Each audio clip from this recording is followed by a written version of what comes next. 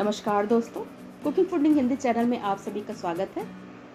आप लोग को यकीन नहीं होगा कि हम आज पोहे में बस थोड़ा सा बेसन मिलाकर इतना टेस्टी नाश्ता बनाएंगे ना, जो बच्चों का फेवरेट लंच बॉक्स बन जाएगा। इस रेसिपी में हम ढेर सारी सब्जियों का इस्तेमाल करेंगे, जिससे ये नाश्ता बहुत ज़्यादा हेल्दी भी हो जाएगा। तो चलिए फटाफट शुरू करते हैं बच्चों का फेवरेट नाश्ता बनाना। और मेरे चटोरे भाई बहनों, कैसे हो आप सभी? उम्मीद करते होंगे आप सभी स्वस्थ होंगे, मस्त होंगे। तो चलिए हम आपके साथ शेयर करते हैं आज की रेसिपी।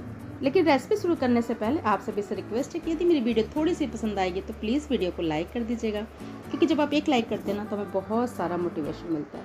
तो चलिए ज़्यादा बातें नहीं करते, फटाफट शुरू करते हैं ब्रेकफास्ट बनाना। तो यहाँ पर नाश्ता बनाने के लिए हमने ले लिया है 4 बड़े साइज के आलू, जिन्हें हमने उबाल लिया था और जब वे ठंडे हो गए तो हमने उन्हें छील लिया है। अब इन आलूओं को हमें मैशर की मदद से मैश कर लेना है। आप चाहे तो इन्हें कद्दूकस भी कर सकते हैं। तो यहाँ पे हम पाव भाजी में भाजी मैश करने वाले मैशर को ले लिए हैं और उससे हम आलूओं को बहुत अच्छे से मैश कर लेंगे, ताकि इसमें थोड़ा सा भी लम्स ना रहने पाए। क्योंकि जब इसके अंदर गुठलियाँ रहेंगी ना, आलू की गुठलियाँ अगर रहेंगी तो नाश्ते की जो हम टिक्की बनाएंगे ना, उसे बनाने में थोड़ी दिक्कत हो सकती है। इसलिए आप कोशिश करिएगा कि आप मैशर से आलूओं को अच्छे से मैश कर लीजिए या फिर कद्दूकस कर लीजिए। तो यहाँ पे हम देखिए सारे आलूओं को अच्छे से मैश कर लेते हैं। आलूओं को हमने मैश कर लिया है। यहाँ पे हमने लिया है 1 कटोरी पोहा, और पोहे को हमने छान कर अच्छे से साफ़ कर लिया। इसे धुलना नहीं है, तो हमने इसे अच्छे से साफ़ कर लिया ताकि इसमें कोई कंकड़ ना रहे। साथ ही यहाँ पे हमने लिया है 3 बड़े चम्मच बेसन, और उसमें हमने डाला 1/4 चम्मच हल्दी पाउडर, और उसे अच्छे से मिक्स कर थोड़ा थोड़ा पानी डालकर इसका एक बैटर हम बनाकर रख लेंगे। बैटर हम पहले तैयार कर लेंगे ताकि बेसन अच्छे से फूल जाए। बेसन को फूलने में थोड़ा टाइम लगता है, इसलिए हम पहले बैटर को तैयार करके रख लेते हैं। इस बेसन में हमने सिर्फ हल्दी पाउडर का इस्तेमाल किया और कुछ भी इसमें मसाले या नमक का इस्तेमाल हमने नहीं किया है। तो देखिए इस तरह थोड़ा थोड़ा पानी डालकर हम घोलते हुए एक इस टाइप का बेसन, मतलब पकौड़े का जो बैटर होता है उससे थोड़ा पतला बैटर हमने बनाकर तैयार कर लिया है। 4 बड़े साइज़ के आलूओं के हिसाब से 1 कटोरी पोहा और 3 बड़े चम्मच बेसन, ये बिल्कुल परफेक्ट रेशियो है। इसी हिसाब से आप क्वांटिटी कम ज़्यादा कर लीजिए। जितने आप आलू लीजिए उस हिसाब से आप बेसन और पोहे की क्वांटिटी कर लीजिएगा। तो यहाँ पर बैटर भी मेरा बनकर तैयार हो गया। आप इसमें अब अपनी मनपसंद की ढेर सारी सब्जियों को डाल सकते हैं, लेकिन यहाँ पर हम इस्तेमाल कर रहे हैं प्याज और शिमला मिर्च। हमने एक बड़ी साइज़ का प्याज लिया था, उन्हें छोटे छोटे टुकड़ों में काट लिया, उसे डाल दिया। साथ ही एक शिमला मिर्च हमने लिया था, उसे भी छोटे छोटे टुकड़ों में काट लिया था, उसे डाल देते हैं। साथ ही हमने डाला इसमें 2 हरी मिर्च बारीक कटी हुई, 1 मुट्ठी बारीक कटी हुई हरी धनिया की पत्ती। साथ ही हमने डाला इसमें 2 चम्मच बारीक कटी हुई पुदीने की पत्ती। पुदीने की पत्ती डालने से स्वाद बहुत अच्छा आता है। गर्मियों के सीजन में तो पुदीने की पत्ती आराम से मिल जाती है फ्रेश, तो उसे हमने बारीक काट कर डाल दिया है। हम इसमें डालेंगे स्वाद के हिसाब से नमक। यहाँ पे हमने डाल दिया स्वाद के हिसाब से नमक। साथ ही हमने इसमें डालेंगे आधा चम्मच लाल मिर्च पाउडर। हमने हरी मिर्च भी डाली है। लाल मिर्च की क्वांटिटी अपने स्वाद के अकॉर्डिंग आप कम ज़्यादा कर लीजिएगा। आधा चम्मच हमने लिया भुना जीरा पाउडर। 1 चम्मच हमने डाल दिया इसमें चाट मसाला। साथ ही हमने डाल दिया 1 चम्मच धनिया पाउडर, 1 चम्मच लहसुन अदरक का पेस्ट। अब सारी चीज़ों को हम अच्छे से मिक्स कर लेंगे। आप चाहे तो स्पून से मिक्स कर लीजिए, आप चाहे तो हाथों से। यहाँ पर हम हाथों से सब्जियों और मसालों को आलू के साथ अच्छे से मिक्स कर लेते हैं। आलू का मसाला अच्छे से हमने मिक्स कर लिया, तो उस पर हम डालेंगे पोहा।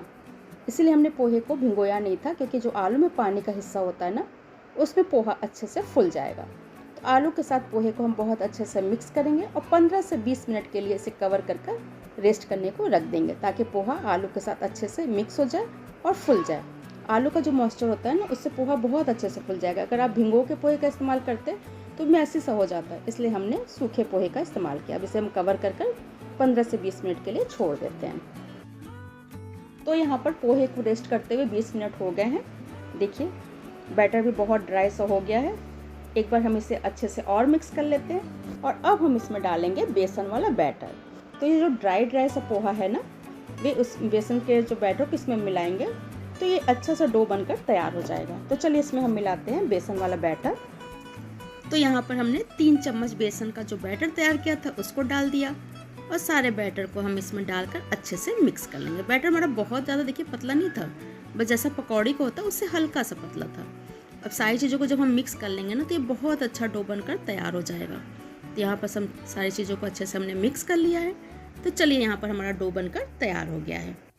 अब डो तो हमने बनाकर तैयार कर लिया। अब हम लगाएंगे हाथों पे थोड़ा सा ऑयल और इस डो में से थोड़ा सा हिस्सा लेंगे और इसे टिक्की के शेप में बनाकर तैयार कर लेंगे। देखिए इस तरह से पहले एक गोला सा शेप हमने बनाया, फिर किसी प्लेट या थाली पे इसको इस तरह से रोल कर देंगे ना, तो जैसे मार्केट में टिक्की मिलती है उस शेप में ये बनकर तैयार हो जाएगी, थोड़ी चौड़ी चौड़ी। इस तरह से हम सारे टिक्की को बनाकर तैयार कर लेंगे। आप चाहें तो इस डो को फैला लीजिए थोड़ा मोटा सा और चाकू की सहायता से इसको स्क्वायर पीसेस में काट लीजिए, या तो आप कटलेट के शेप में बना लीजिए। आपको जैसा मन हो उस शेप में आप इसे बनाकर तैयार कर सकते हैं। हम इसे टिक्की के रूप में बनाकर तैयार कर लेते हैं। वैसे जब आप इसे टिक्की का शेप देंगे ना तो हाथों में चिपकता नहीं है, लेकिन यदि आपको लगता है हाथों में चिपक रहा है तो बस थोड़ा सा ऑयल हाथों में आप लगा लीजिए। थोड़े थोड़े हिस्से को लीजिए और इस तरह से टिक्की का शेप देते हुए आप नाश्ते को बनाकर तैयार कर लीजिए। तो यहाँ पर हमने सारी टिक्कियों को बनाकर तैयार कर लिया है। अब इसके ऊपर आप चाहें तो ब्रेड क्रम्स की कोटिंग कर दीजिए, आप चाहें तो सूजी की कोटिंग कर दीजिए। यहाँ पर हम इसके ऊपर सूजी की कोटिंग करेंगे। तो देखिए यहाँ पर हमने महीन वाली सूजी ली है, 1 कटोरी हमने सूजी लिया, उसको एक बड़े से प्लेट में फैला लिया। अब हम एक टिक्की लेंगे और उसको देखिए कुछ इस तरह से सूजी के ऊपर उलट पुलट देंगे ताकि इसके ऊपर एक अच्छी सी कोटिंग हो जाए। तो देखिए यहाँ पर टिक्की के ऊपर सूजी की अच्छी से कोटिंग हो गई है। 1 से 2 बार हम इसे इस तरह से लपेट लेंगे और जो एक्स्ट्रा सूजी का हिस्सा होगा ना उसे कुछ इस तरह से झाड़ लेंगे ताकि टिक्की से ये अलग हो जाए। इसी तरह से हम सारी टिक्कियों पे सूजी की कोटिंग कर तैयार कर लेते हैं। तो यहाँ पर हमने सारी टिक्कियों के ऊपर सूजी की कोटिंग कर दी है। अब हम चलिए इसे फ्राई कर लेते हैं। फ्राई करने के लिए गैस पर हमने ऑयल चढ़ा दिया। ऑयल देखिए अच्छे से गर्म हो चुका है।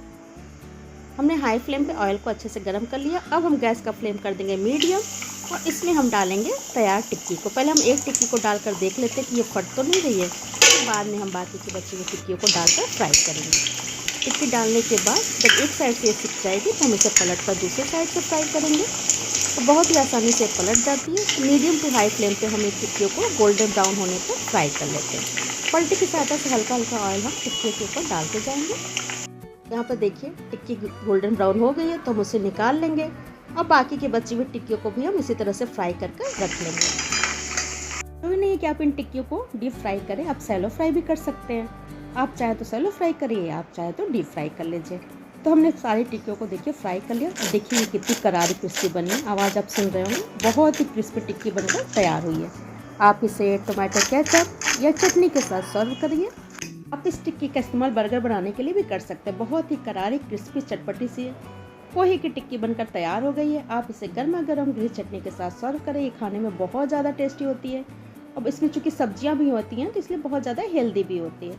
तो प्लीज़ आप इस रेसिपी को ट्राई ज़रूर करिएगा। कमेंट करके बताइएगा कि आपको रेसिपी कैसी लगी। रेसिपी यदि पसंद आएगी तो वीडियो को लाइक और उसे ज़्यादा से ज़्यादा अपनी फैमिली और फ्रेंड में शेयर करिएगा।